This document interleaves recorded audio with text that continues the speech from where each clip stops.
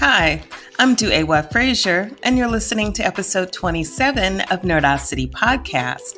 Today, my guest is Danette Vigilante. Danette is the author of the forthcoming middle grade novel, Tia Lugo Speaks No Evil. Also, she wrote The Trouble with Half a Moon, a 2012-2013 Sunshine State Young Readers Award nominee, and she is also the author of the novel Saving Baby Doe, a 2014 pick for the New York Public Library 100 Titles for Reading and Sharing list. Danette continues to encourage literacy in her community via a little free library installed on her front lawn. Visit DanetteVigilante.com for more information. Thanks for listening. Well, thanks so much for joining me here on the podcast today on a wonderful Friday. Absolutely. Thank you for having me. Of course. And so, Danette, you are an author, a young author who I've been following for a long time. I was so happy to meet you in New York and follow your career. Has been amazing in terms of writing for young readers and really giving this area of publishing, a new voice and new themes and inspiration for the middle grade reader. And so I just want to congratulate you on all of your books, but most recently your forthcoming book, Tia Lugo Speaks No Evil. So congratulations. Yeah, thank you so much. I really appreciate that. And I loved meeting you. Oh, it was awesome. Oh, yeah. So thank you. Oh, of course. And so, going from Saving Baby Doe, The Trouble with Half a Moon, and now Tia Lugo Speaks No Evil, which we'll certainly get more into in a bit. I wanted to ask you, what has your journey been like creating these characters and really connecting with young readers as you, publish these works for the younger audiences? Oh, it's, I always, when I write, I try to insert empathy because I believe that children really need, or just humans in general, I guess, need to have that empathy going on. Put themselves in other people's shoes or doing the right thing, even when no one's looking. And that's how I kind of build my characters. So I really have fun with that. Oh, that's awesome. And one thing I note, just apart even from your wonderful writing, your covers are always fantastic, like very colorful, very detailed. It gives you a real feel and a glimpse into who your main character is, and definitely intriguing for any young reader, or even teacher, parents who really want to dive in. Thank you. I wish I could take credit for that, but authors do not have a say in what that cover will look like. So, oh, wow. Okay. Yeah, that's something that a lot of people don't know. You might be able to have your input in there, but they're going to do whatever salespeople tell them what will work, what won't work. So I can't take credit for that, except I am reprinting The Trouble with Half a Moon on my own, and I'm getting it out there. And I just recently arranged to have a new cover for it, and I'm so excited to share that one. Oh, that's so awesome. Yeah. I can't wait for that. Will that be in 2021 as well? Yes. Yep. Awesome. Yeah. I'm so excited. And so thinking about, this year has been difficult for a lot of people. Certainly artists have been impacted in different ways, or perhaps, whether it changed your writing or creative discipline, or you were able to really hunker down and get even more creative. I really like to ask my author guests, what has it been like for you creating during the pandemic? Did it change your schedule or your writing life at all? Or did you learn anything different about yourself as a creative, or perhaps just thought on, producing new works during this time? Honestly, I think this pandemic had me like a deer in headlights. Yeah. It kind of, my creativity kind of took a little bit of a backseat. I was working on copy edits and revisions and stuff like that for Tia Lugo.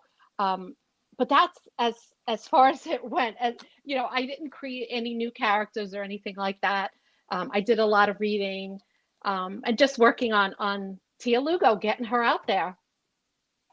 Wow, that's amazing. And so in a way, it's like a really great distraction too from everything going on, because you had this project that you know is going to come out and you could put your energy and focus on, as opposed to, I guess, like really worrying and obsessing about, everything going on, which a lot of us have, done.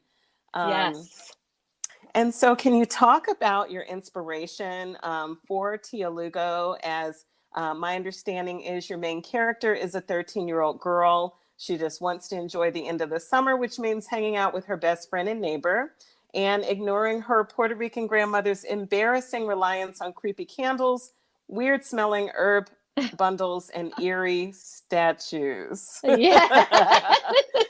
This Otherwise, sounds really interesting. thank you. Otherwise known as the botanica. That's it's kind of like, and I think of it as the Home Depot of spirituality. That's how Mm. I, yeah.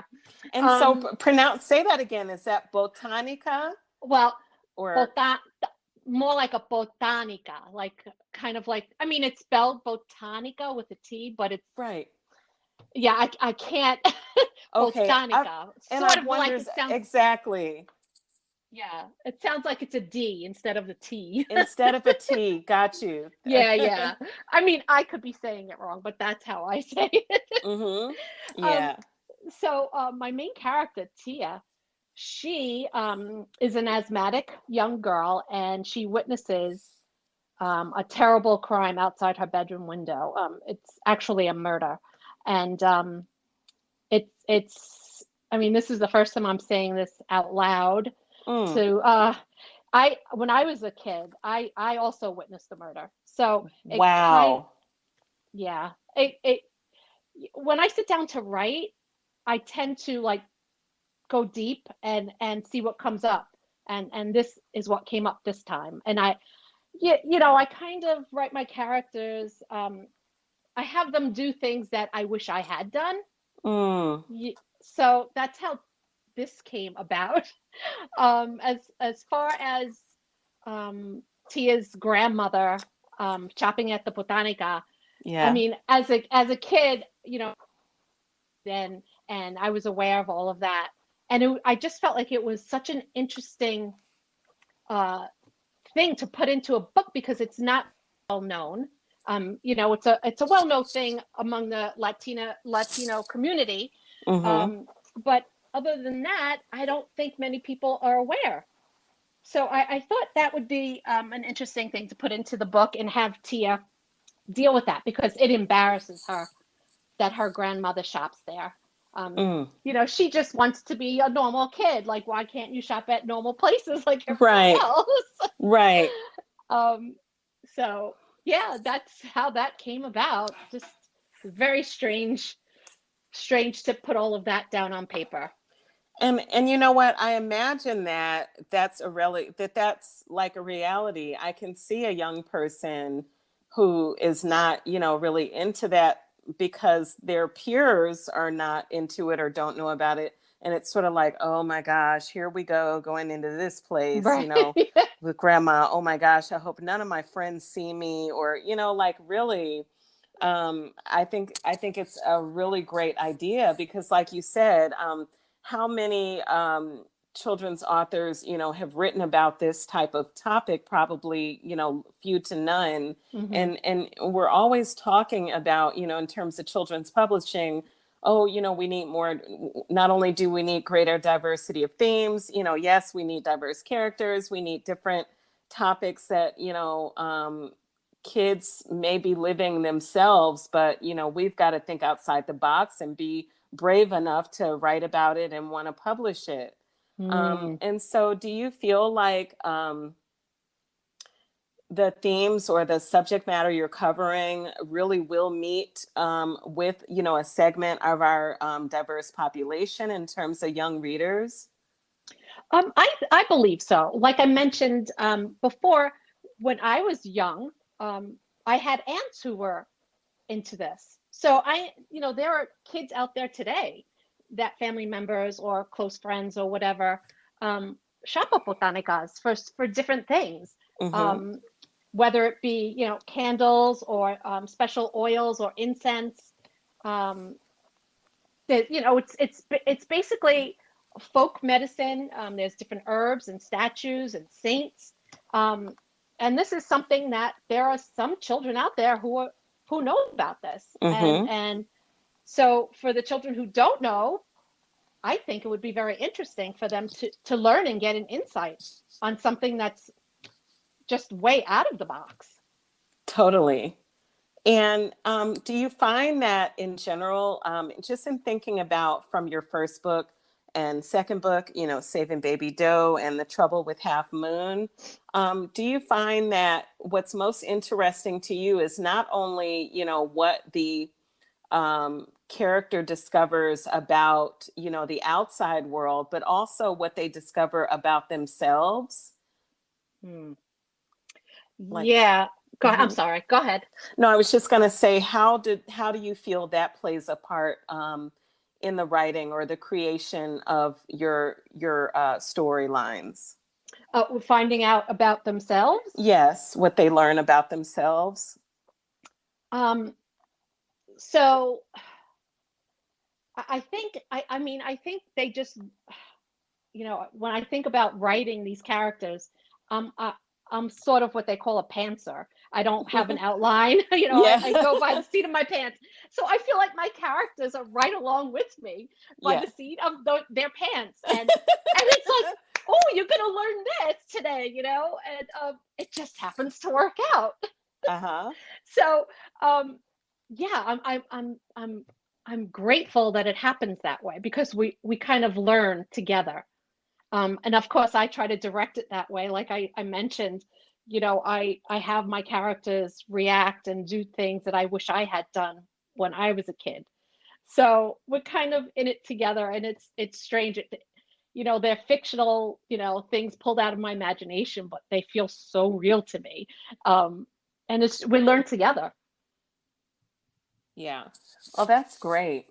And, in terms of children's publishing, especially for this age group, Danette, do you feel like there is a wider, or rather not wider, but a greater need for more books with female protagonists that are telling very unique stories and stories of communities or segments of people that, we may not really know that much about?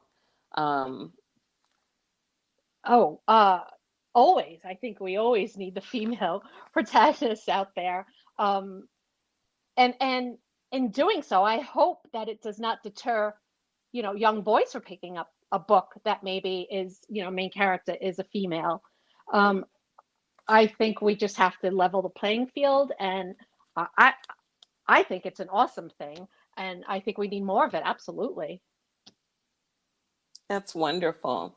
And, in terms of as you're preparing to roll out your book, your latest work, Tia Lugo Speaks No Evil, since things are not fully open for us right now in terms of, doing those library book talks and those physical in-person school visits, just wondering what kinds of things are you planning or thinking in terms getting the book to your readers and engaging with audiences during this time of a pandemic?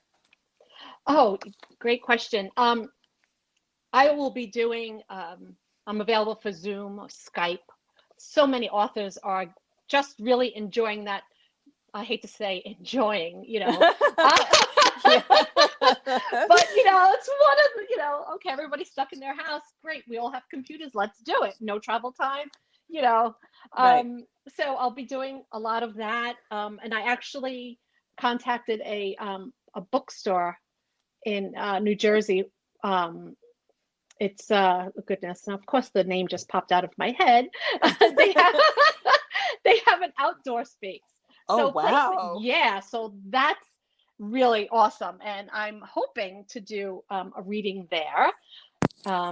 It's in Bayonne, New Jersey. Uh-huh. Um, and I'm trying to get the name right now because it's oh, okay. How could I forget this?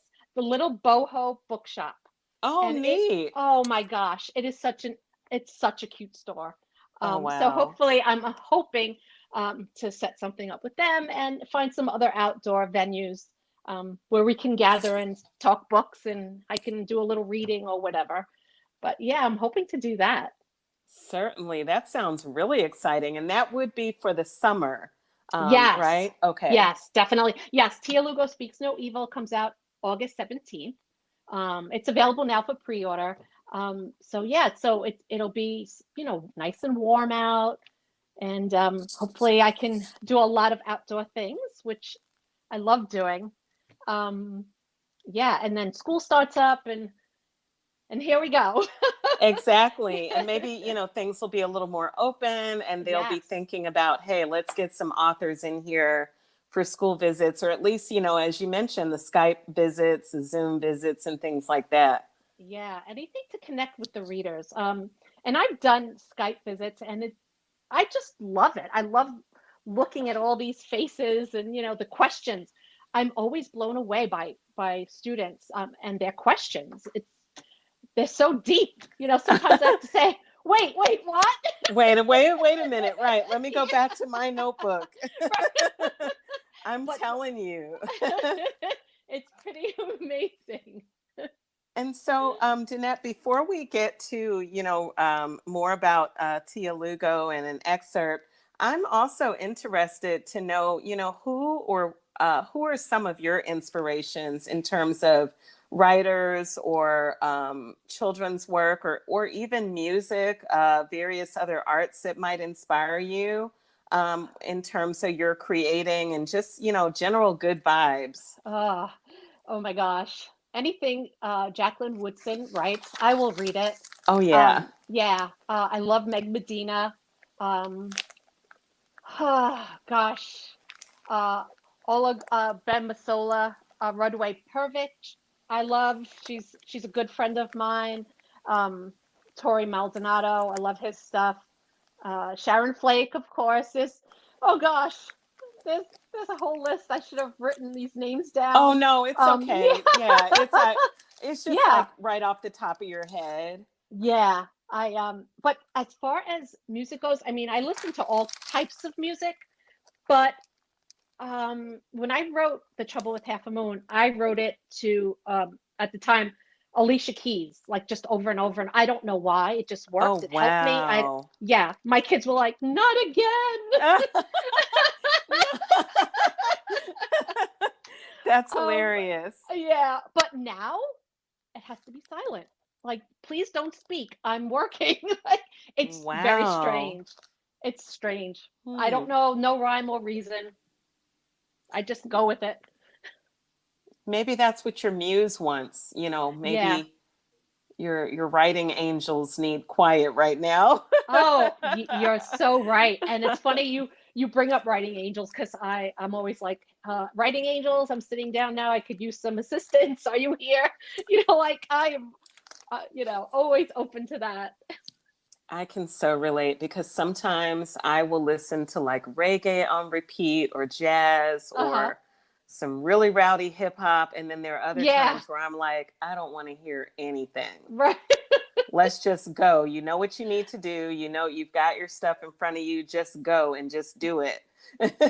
Exactly. Exactly. No partying, no having fun. Right. So, Exactly. that's what my muse does to me sometimes. Yeah. I wonder if the music will ever be, accepted by my muse sometime in the near future. I kind of enjoyed it. Oh, of We'll see. course. Yeah. Yeah, yeah, totally. Maybe for your next work. Yeah. Hmm. Oh man.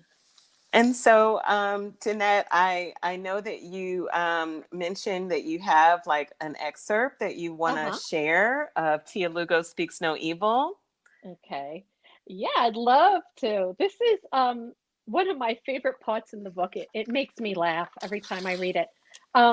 So Tia and her best friend Julius go to the Botanica to pick up some things for Tia's grandmother. And we all know how Tia feels about that. So I'm gonna this excerpt begins with they are on their way back from the Botanica and they're carrying a statue for the grandmother because it was too heavy for her to carry. So now they're walking through the neighborhood. So I just wanted to set that up a little bit and I'll begin to read. Okay. So they run into Tiny and Danielle, two neighborhood girlfriends. Okay. So Tiny made a face at him, meaning Julius, then eyed the statue. What is that thing anyway? It's for Tia's grandma, Julius said. I know exactly where ugly stuff like that comes from, Danielle said. Tia, is your grandma hanging with those voodoo hoodoo people again? Tiny snort laughed, which annoyed me almost as much as Danielle's comment. I call them doo-doos, she said. Are you one too? My face flushed immediately, and I was sure my entire head glowed like some weird orb. What? No, I said, then turned toward Danielle. And it's not voodoo. Don't worry, you can tell us, Danielle cooed. Your grandma a voodoo priestess? She eyed Julius, but continued to speak to me. Could she put a love spell on someone? No! No to which one? Tiny said. She removed a big pack of sunflower seeds from a designer handbag. If I resembled a bird the way she did, I'd never eat any kind of seed. To both, I croaked. Tiny cracked a shell in her mouth. Well, she said, can she give me the winning lottery numbers then? Or since you're a priestess junior, can you give them to me? I opened my mouth, but my brain exploded with embarrassment and prevented me from thinking of any kind of comeback. Hello, why are you staring at me? Tiny torpedoed the empty shells from her mouth. Can you hear me, PJ? Get it? PJ? It's short for your new name, Priestess Junior. Both Danielle and Tiny roared with laughter. My face burned with humiliation, and I pretended not to pay attention. I wondered why Graham couldn't shop at regular stores like most everyone else in our neighborhood. Danielle moved closer to Julius and placed her arms over his shoulders like she wanted to slow dance. Her wrists hung loose, and her gold bangle bracelets slid down and made a small clinking sound. Are you busy later? Want to hang out? I turned away at the sight of them so close and pumped my inhaler even though I didn't need it that bad. From the corner of my eye, I caught Julius just as he stepped aside. Danielle's arms flopped against her thighs. Later, Julius said, I can't, I'm busy. When my face warmed up again, it was because I realized I had to be the reason why he couldn't. He looked to me and I knew he wanted to be rescued, but it was exactly what he had asked for with all that good-smelling talk. So I watched as he squirmed and hoped he had learned his lesson. My mom always has stuff for me to do, Julius continued. She's got a list and everything.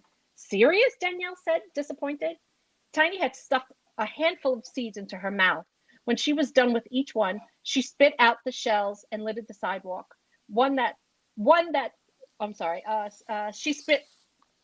She spit one out that looked like a mole got stuck on her chin. Not me, no way, Tiny said after she popped another shell. My mom makes a list. She's taking care of that list. I'm no kind of servant. Danielle reached out and squeezed Julius's shoulder like a melon. Okay, maybe we can get together another time. Yeah, okay, he said, then changed the subject. So who's stupid? Amelia. She sent Joey some tacky photos showing off way too much skin, and he sent them to his friends, and who knows who else. Wait, Julius said. Joey, as in big mouth can't keep a secret for his life, Joey? Yeah, like I said, Tiny added, STUPID. Even when Amelia is an old dried up hag, that junk will still be out there, floating around online for the whole world to see. Tiny looked thoughtful then, like she'd come up with something clever to add, but instead she cackled and soon it turned into a wild coughing fit. A seed had got sucked down her throat. Danielle pounded Tiny's narrow back and propelled a slick, wet seed, shell and all, from Tiny's mouth. It headed straight for Julius's cheek, like a guided missile, and instead of sliding off, the seed sat there like a big, slick cockroach. That's that seed. Wow. Oh my gosh, those kids are something else. I wanted to bust out laughing at least 3 times. Yeah. Danette, you make me think about, there's so much mystery and even secrecy surrounding spirituality or religions that are not quote unquote, considered mainstream. Or, this makes me just think about, these practices, cultural and spiritual practices that people have, whether they're from the Caribbean or from Africa or from other, regions, where it's like, okay, kids and their families, this is normal. These are their customs, but it's not like it's widely discussed or promoted or, as, I mean, as suggested with the whole, voodoo hoodoo and Right. the character says, well, I call them doo-doo people. And then the whole PJ Priestess Jr. And, it's just all this like really cheeky talk about it. And the undertone is like, it's something that is not quite comfortable. They're not comfortable with it. Right. Because And it's so different. yeah. And so why do you think that is? Like comes off as very realistic to me. Thank you. Mm-hmm. Because people, I think some people have trouble accepting what's different. I mean, and that's in every aspect of life, until things just become run of the mill and normal. And, and in order for those things to happen, people have to learn about them, number one, and then accept them, number two. And then three, it's just another thing, a normal thing happening.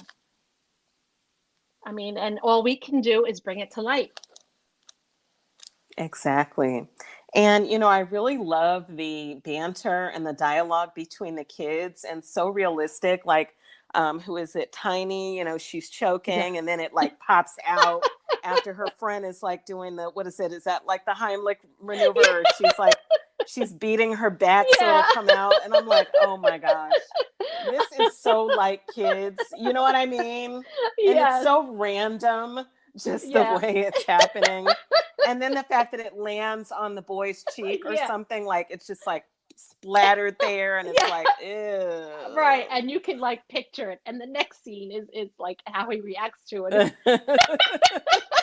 Whoa. So this story right off, it just sounds very engaging. There's a lot in it. So not only is there like the seriousness of Tia, what she witnessed, but there's like a lot of humor. Yeah.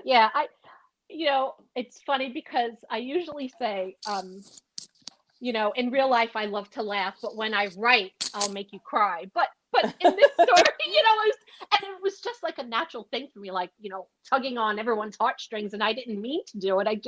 That's just how it came out. But with this, the humor popped up, and I was like, yes, humor. Let's go with it.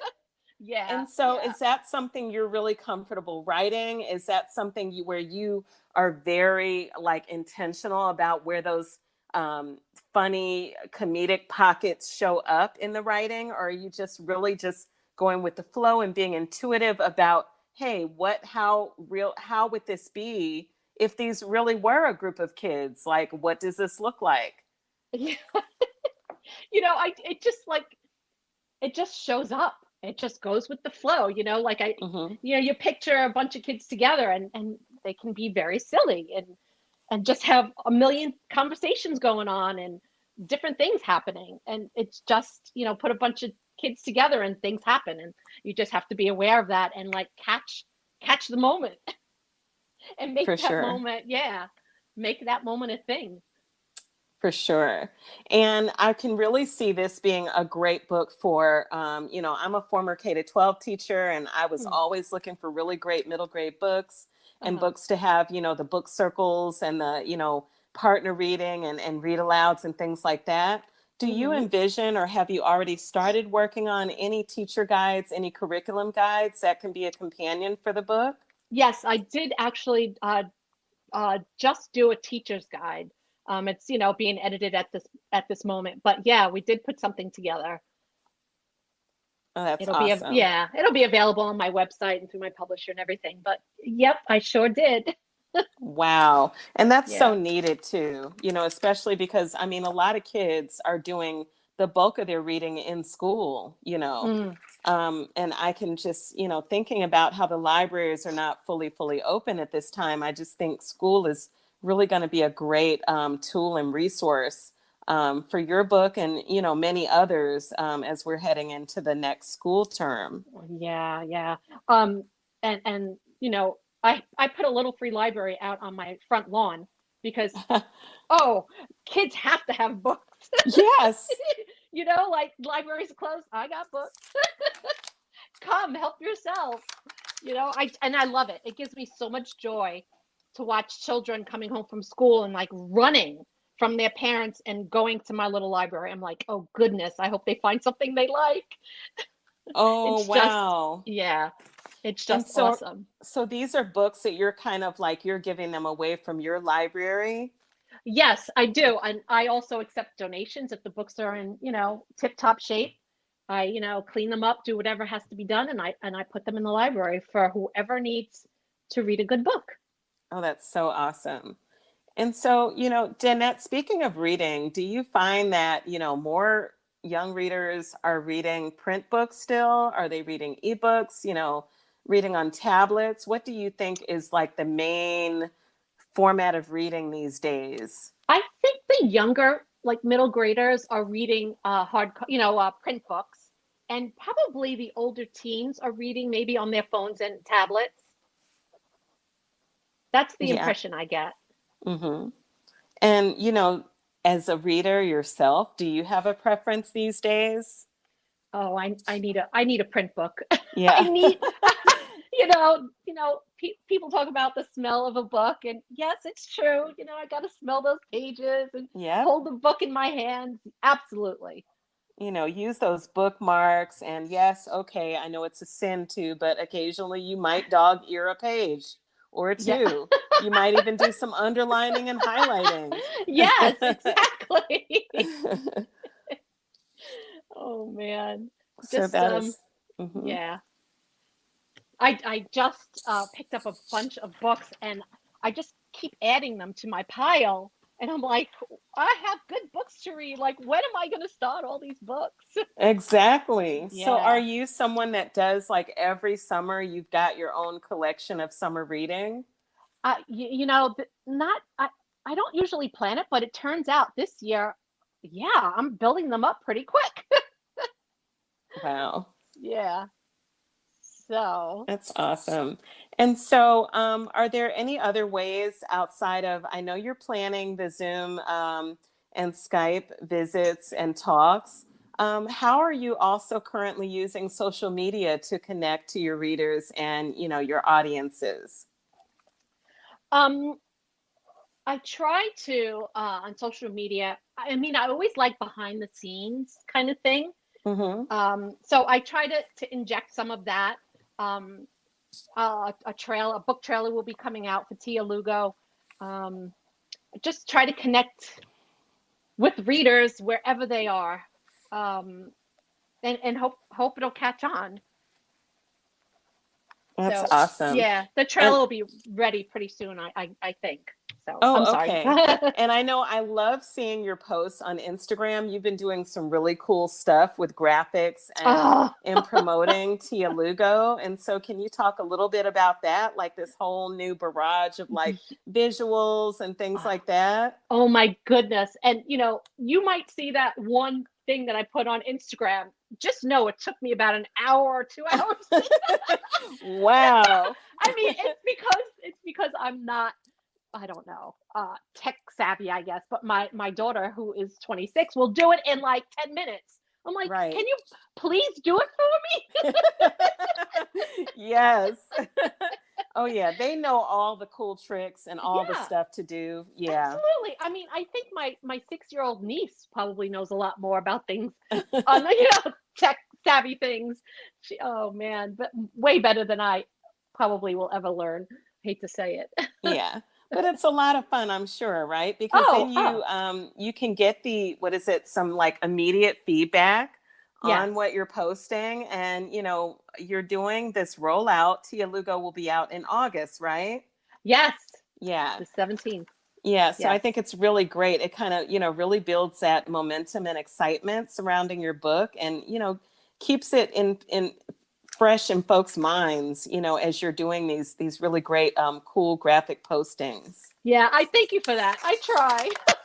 And I know, like sometimes you'll go in a bookstore and you'll say, oh, what book, might not remember the title, but you'll remember the cover.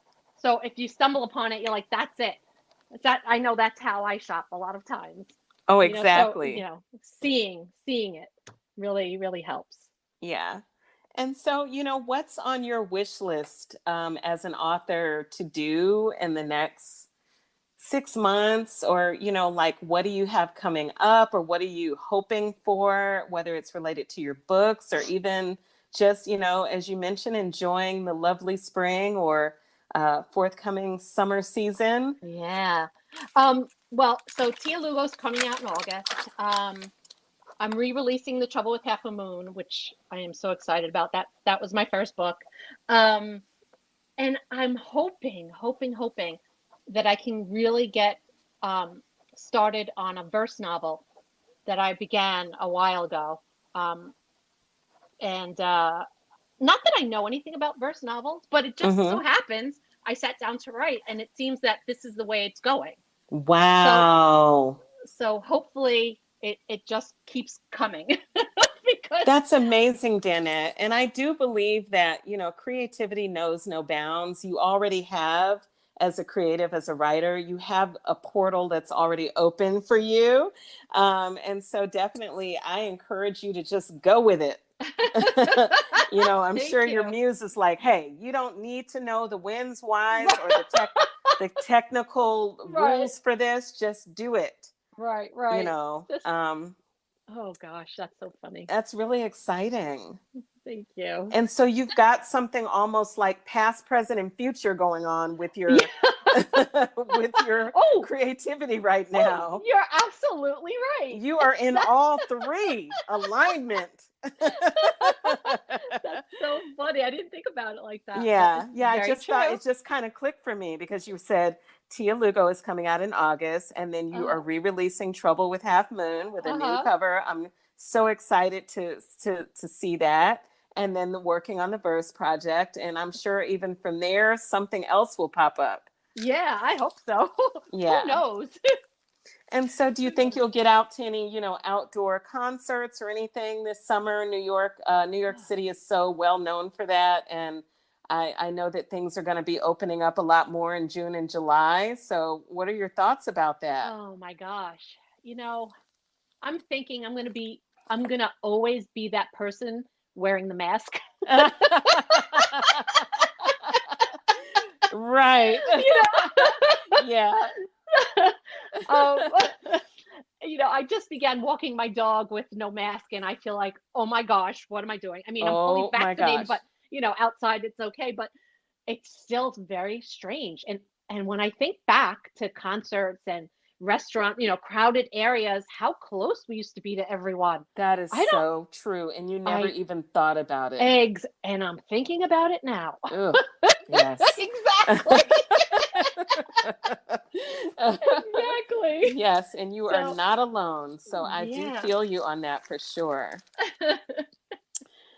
Well, Danette, please tell us, how we can best support you and support your work moving forward. And then also tell me, how all the places that we can follow you and, definitely continue to show support. Oh, I appreciate that. Pre-ordering is very important for a book, especially the first week it comes out. What people don't realize is that, and even after the book is out, people don't realize that the book might not always be there. A space in a bookstore is expensive real estate. Wow. And if those books don't sell, they're gone. Yeah. Books aren't around forever. So ordering is, of course, yeah. And what are the details on that? Is that pre-order on your website, or what website? You can go to Amazon, of course, anywhere where they sell books. Okay. Yeah, North Star Editions is my publisher. Okay. Jolly Fish Press. Anywhere where books are sold. Yeah, and I'm on Facebook. I'm on Twitter at just Danette Writes. I'm on Instagram, Danette Vigilante. My website, DanetteVigilante.com. Come and visit. Oh, for sure. Yeah. And you've got a lovely website. I love it. And the book graphics are nice and large, and you've got each description of your books, and you also have a page for your your school visits and events. I think that's really great too.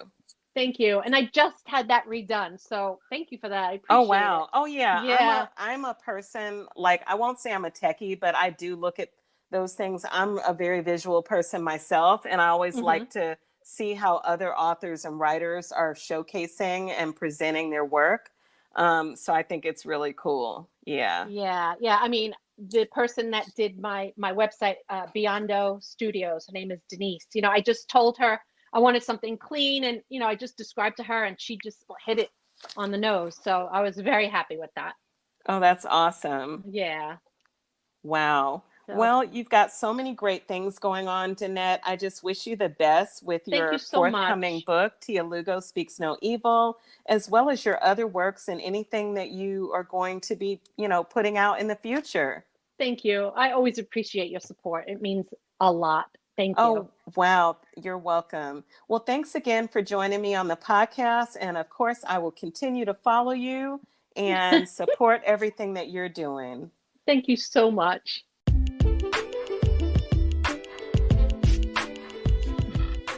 And you were just listening to episode 27 featuring my guest, middle grade author Danette Vigilante. Look out for her forthcoming novel, Tia Lugo Speaks No Evil, which will be released this coming August.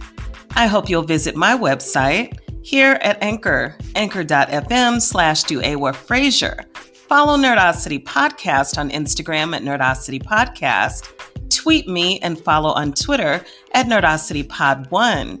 If you've been enjoying these episodes, consider providing a donation at paypal.me/DuEwa Fraser or anchor.fm/DuEwa Fraser/support. Also visit my author and artist website at DuEwaWorld.com. Thanks again for listening. Take care.